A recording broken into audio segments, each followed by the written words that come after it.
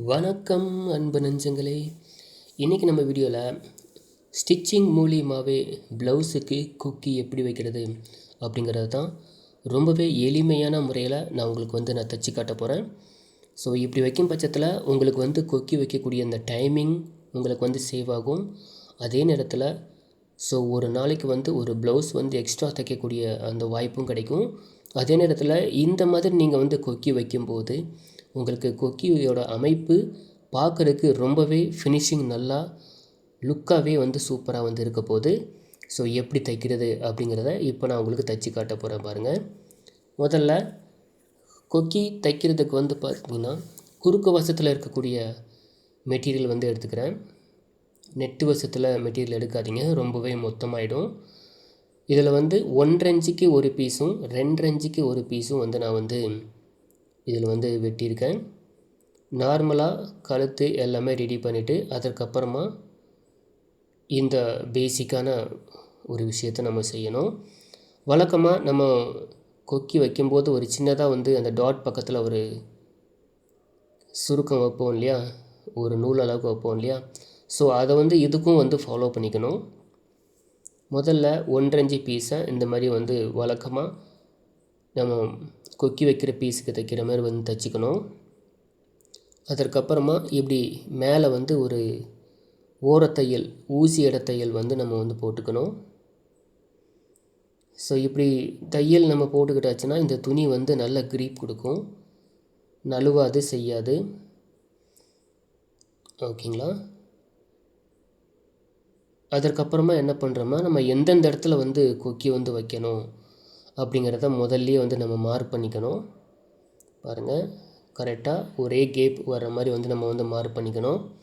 திரும்ப பார்த்திங்கன்னா இந்த மார்க் பண்ண அளவை எல்லாமே பார்த்திங்கன்னா கரெக்டாக ஒரு 1/4 இன்ச்சு அளவுக்கு எல்லாமே கரெக்டாக ஒரே நேர்கோட்டில் வர மாதிரி ஒரு லைன் மார்க்கிங் பண்ணிக்கணும். அதற்கப்புறமா நம்ம என்ன பண்ணுறோம்னா இந்த 2.5 இன்ச்சு அளவுக்கு இந்த பீஸ் இருக்குது இல்லையா, ஸோ இந்த பீஸை நம்ம எடுத்து ஸோ ஏற்கனவே நம்ம மார்ஜினில் 1/4 இன்ச்சு அளவுக்கு மார்ஜின் பண்ணியிருக்கோம் இல்லையா, ஸோ அந்த இடத்துல நம்ம வச்சு இந்த மாதிரி தையல் போடணும். ஸோ இப்படி தையல் பண்ணும்போது நம்ம எந்தெந்த இடத்துல நம்ம மார்ஜின் பண்ணியிருக்கோமோ அந்த இடத்துல பாருங்கள் கரெக்டாக நல்லா கட்டு கட்டி விடணும். ஊசி, அதாவது பெரிய ஊசி சைஸு அளவுக்கு பார்த்திங்கன்னா கேப்பு விட்டு கொக்கியோட அமைப்பு உள்பக்கமாக நுழையிற அளவுக்கு நம்ம கேப்பு விட்டு இதை கட்டு கட்டி விடணும். சின்ன தையலாக வச்சு கட்டு கட்டி போட்டுக்கோங்க. கொக்கியோட நுனிப்பகுதி மட்டும் உள்ளே நுழையிற மாதிரி 1/2 இன்ச்சு அளவுக்கு இந்த கட்டு கட்டுறது இருக்கணும். நம்ம இப்போ துணி வச்சுருக்கிறது கரெக்டாக நம்ம எந்த இடத்துல மார்ஜின் பண்ணியிருக்கோமோ அதற்கு மேலே தான் இந்த துணியை வச்சுக்கணும். கட்டு கட்டக்கூடிய அளவு பார்த்திங்கன்னா 1/2 இன்ச்சு அளவுக்கு நம்ம வச்சுக்கணும். கரெக்டாக நம்ம கொக்கியோட நுனிப்பகுதி உள்ளே நுழையிற அளவுக்கு இருந்த கேப் இருந்தால் போதும். 1/4 இன்ச்சு உடையும் பார்த்திங்கன்னா ஒரு பாயிண்ட் அளவு கம்மியாக இருந்தால் போதும். நம்ம எந்தெந்த இடத்துல கொக்கி வைக்க போகிறதுங்கிறத முதல்லே நம்ம மார்ஜின் வச்சுக்கிறோம் இல்லையா, அதனால் இந்த கேப் மட்டும் கரெக்டாக ஒன்று போல் இருக்கிற மாதிரி இருக்கணும். பட் தையல் போடக்கூடிய அளவு பார்த்திங்கன்னா குறைஞ்சது 1/4 இன்ச்சு பாயிண்ட் அளவுக்காவது இருக்கணும். ஓகேங்களா. ஸோ இந்த மாதிரி தையல் போட்டு எடுத்துக்கோங்க. பார்த்திங்கன்னா இப்போது கரெக்டாக நம்ம எந்தெந்த இடத்துல மார்ஜின் பண்ணியிருக்கோமோ அந்த இடத்துல கொக்கி நுழைக்கிற அளவுக்கு கேப் இருக்குது. இதில் நம்ம என்ன பண்ணுறோம்னா பாருங்கள், இந்த இடத்துல கொக்கி வரும். கேப் கரெக்டாக கொக்கியோட நுனிப்பகுதி மட்டும் நுழையிற அளவுக்கு நான் கேப் வச்சுருக்கேன். இப்போது இந்த பட்டி நம்ம மடித்ததுக்கப்புறம் வரக்கூடிய அளவு இது. ஓகேங்களா. அந்த 1 இன்ச்சு 1.25 இன்ச்சு அளவுக்குள்ளே நம்ம பட்டி வைப்போம். ஸோ அந்தளவுக்கு மார்ஜின் பண்ணி அதற்கப்புறமா தேவையில்லாத அந்த உள்பக்கம் இருக்கக்கூடிய அந்த பிசுரை ரொம்ப அதிகமாக வெட்டிடாமல் ஒரு நார்மலாக அளவாக உள்ள ஒரு 3/4 இன்ச்சு அளவு இருக்கிற மாதிரி வச்சுட்டு மீதியை பிசுறு வெட்டி விட்டுக்கோங்க. இப்போ கொக்கி எடுத்துக்கோங்க. இப்போ இந்த கொக்கி எடுத்து என்ன பண்ணுறீங்கன்னா இப்போ ஏற்கனவே இந்த கொக்கி பீஸ் வைக்கிறதுக்கு முன்னாடி ஒரு தையல், ஒரு சிங்கிள் பீஸ் மட்டும் வச்சு ஒரு தையல் போட்டுருணும். அந்த பீஸை அவாய்ட் பண்ணிவிட்டு இப்போ 2வது வந்து தையல் போடும்போது வந்து பார்த்திங்கன்னா டபுள் துணி நம்ம வந்து மடித்து வச்சு தையல் கொடுத்துருக்கோம் இல்லையா. ஸோ சிங்கிள் பீஸை இந்த மாதிரி பாருங்கள் அவாய்ட் பண்ணிக்கணும், வெளியே இழுத்து விட்டுக்கணும். டபுள் பீஸ் வரக்கூடிய இடத்துல இந்த கொக்கியை வந்து உள்ளே வந்து நுழைக்கணும். இது ஆரம்பத்தில் கொஞ்சம் கஷ்டமாக தான் இருக்கும், பட் நீங்கள் பழகிட்டிங்கன்னா ஈஸியாக வந்து கொக்கி வந்து வைக்கிறதுக்கு உங்களுக்கு ஈஸியாக வந்து இருக்கும். கரெக்டாக அந்த பாயிண்ட் கொக்கியோட நுனிப்பகுதி மட்டும் உள்ளே நுழையிற மாதிரி வச்சுருக்கேன். வச்சுட்டு ஒரு ஊசி மாதிரி, ஒரு பெரிய ஊசி மாதிரி அளவு மட்டும் வச்சு அந்த கீழே இருக்கக்கூடிய அந்த வளைவு பகுதியை லேசாக இழுத்து விட்டோம்னா பாருங்கள் கொக்கி வந்து அழகாக வெளியே வந்து வந்துருச்சு. நீங்கள் என்ன பண்ணாலும் இந்த கொக்கி வந்து வளையாது, நெளியாது, எந்த விதமான ஒரு ஷேக் இருக்காது, எதுவுமே இருக்காது. ஓகேங்களா. தையல் அளவு கரெக்டாக போடணும். தையல் அளவு ரொம்ப சின்ன தையலாக, அதாவது மிஷினில் வந்து தையலோட அளவு ஜஸ்ட் 1ஆம் நம்பரில் வச்சு தான் இந்த தையல் போட்டிருக்கேன். மறுபடியும் இன்னொரு கொக்கியை வந்து உள்ளே நுழைக்கிறேன் பாருங்கள். அந்த கேப்பில் வச்சுட்டு பெரிய ஊசி வச்சு நெம்பி விட்டோம்னா அது ஆட்டோமேட்டிக்காக வந்து உள்ளே வந்து போயிடும். திரும்ப வந்து பார்த்திங்கன்னா இன்னொரு பகுதி, இன்னொரு கொக்கி, இப்போ 1 2 இது 3வது. ஸோ இந்த மாதிரி வந்து நீங்கள் கொக்கி வைக்கக்கூடிய அமைப்பு நீங்கள் கையில் வைக்கிறதுக்கு பதிலாக இந்த மாதிரி வந்து நீங்கள் வந்து துணியிலே வந்து தைச்சி அந்த தையலில் இருக்கக்கூடிய அந்த கேப் மூலியமாகவே நீங்கள் வந்து கொக்கி வைக்க இந்த மாதிரி வச்சு பழகிட்டிங்கன்னா பாவா சட்டை தைக்கும் போதெல்லாம் வந்து பார்த்திங்கன்னா ரொம்பவே யூஸ்ஃபுல்லாக இருக்கும். ஏன்னா ப்ளவுஸுன்னு வரும்போது மேக்ஸிமம் 5 அல்லது 6 கொக்கி மட்டும் தான் நம்ம வைப்போம். இதுவே பாவாடை சட்டைன்னு வரும்போது அதில் வந்து 19 20 21ன்னு அந்த ப்ளவுஸோட உயரம் வரும். அதுக்கு வந்து பார்த்திங்கன்னா குறைஞ்சது நான்லாம் அந்த அளவுக்கு வந்து பார்த்திங்கன்னா 7 அல்லது 8 கொக்கி இந்த மாதிரி வச்சிட்ருப்பேன். இந்த 8 கொக்கி அப்படிங்கும்போது வந்து நம்ம கையில் வச்சு தைச்சிட்டு இருந்தோம்னா அதுக்கே வந்து கொஞ்சம் ஃபாஸ்ட்டாக போட்டால் வந்து 5 மினிட்ஸ்க்குள்ளே, ஒரு 6-10 மினிட்ஸ்க்குள்ளே வந்து வச்சிடலாம். இல்லாட்டி வந்து அதுக்கே வந்து ஒரு 1/4 மணி நேரத்துக்கு மேலே வந்து டைம் ஸ்பெண்ட் பண்ண வேண்டியிருக்கும். ஸோ அப்படி இருக்கும் பட்சத்தில் இந்த மாதிரி நீங்கள் செஞ்சிங்கன்னா உங்களுக்கு ரொம்பவே ஹெல்ப்ஃபுல்லாக இருக்கும். ஓகேங்களா. இப்போ பட்டிக்குண்டான அந்த அமைப்பு எல்லாமே ரெடி பண்ணியாச்சு. அடுத்து வந்து நம்ம வந்து இதை வந்து மடித்து தைச்சிக்கணும். இதை வந்து ஓரத்தில் வந்து எதுக்காக தையல் போடுறேன்னா, பட்டியோட அமைப்பு எதுக்கு மடித்து தையல் போடுறேன்னா, ஆல்ரெடி வந்து ரெடி பட்டியாக இருக்கிறனால இது வந்து அப்பப்போ வந்து நழுவுறதுக்கு வந்து வாய்ப்பு இருக்குது. துணியோடு சேர்த்து வந்து ஹூக்கு வந்து நழுவுறதுக்கு வாய்ப்பு இருக்குது. அதனால் வந்து அது வந்து நழுவாமல் இருக்கிறதுக்காண்டி முதல்ல ஓரத்தில் வந்து ஒரு தையல் போட்டுக்கணும். அதற்கப்புறமா உள் பக்கமாக மடித்து பாருங்கள், இந்த மாதிரி உள் பக்கமாக மடித்து ஒரு தையல் போட்டுக்கிட்டால் போதும்.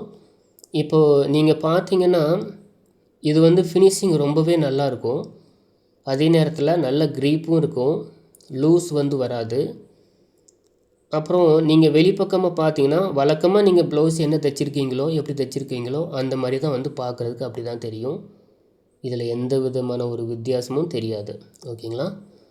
ஸோ நான் சொன்ன இந்த விஷயத்த நான் வந்து எப்போவுமே ப்ளவுஸுக்கு இந்த மாதிரி தான் நான் யூஸ் பண்ணிக்கிட்டு இருக்கேன்.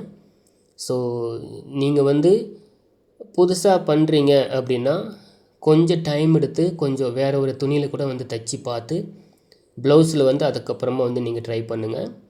உங்களுக்கு வந்து ஈஸியாக புரிகிற வரைக்கும் வேறு ஒரு துணியில் தைச்சி பார்த்துட்டு அதற்கப்புறமா வந்து ப்ளவுஸில் நீங்கள் வந்து தைச்சிங்கன்னா இந்த அமைப்பு வந்து ரொம்பவே நல்லாயிருக்கும் அப்படிங்கிறது என்னுடைய தாழ்மையான கருத்து.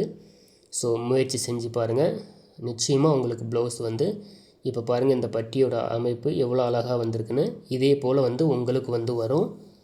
உங்களுக்கு வர்றதுக்கு உங்களுக்கு என்னுடைய வந்து வாழ்த்துக்களை நான் வந்து சொல்லிக்கிறேன். எப்போவுமே புதுமையாக ஒரு விஷயம் செய்யும்போது கொஞ்சம் பதட்டமாகவும் இருக்கும், கொஞ்சம் தயக்கமாகவும் இருக்கும்.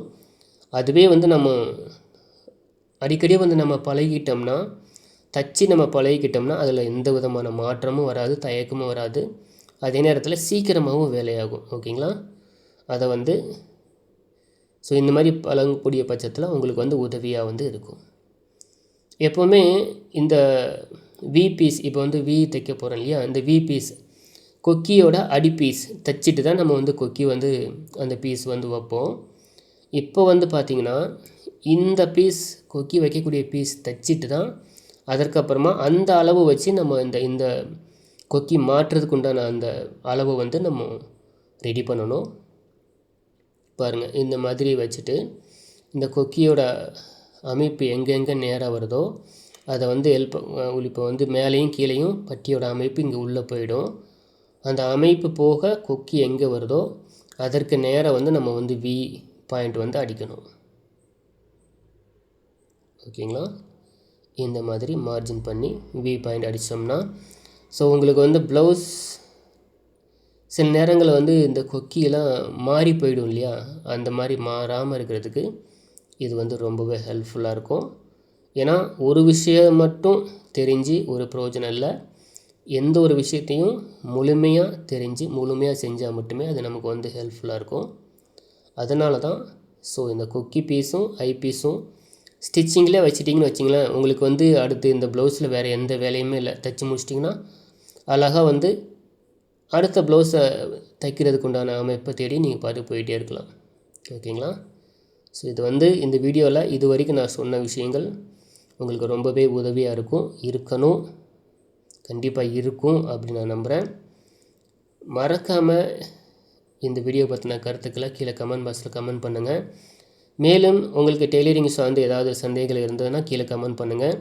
அல்லது 82 48 11 51 06 அப்படிங்கிற என்னோடய அலைபேசி எண்ணிற்கான வாட்ஸ்அப் நம்பரில் நீங்கள் வாய்ஸ் மெசேஜ் மற்றும் குறுஞ்செய்தி அனுப்புங்க.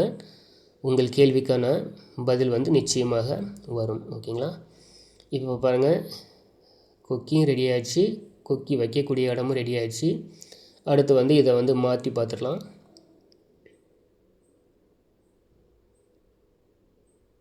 ஃபஸ்ட் டைம் வந்து நீங்கள் இந்த மாதிரி தைச்சி கொக்கி மாட்டும்போது கொஞ்சம் சிரமமாக இந்த மாதிரி இருக்கும்.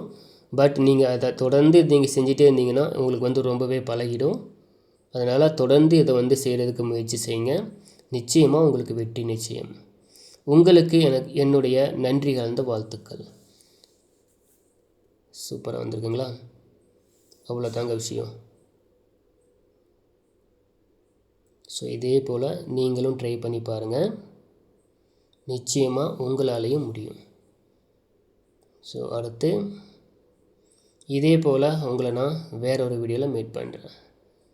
நன்றி.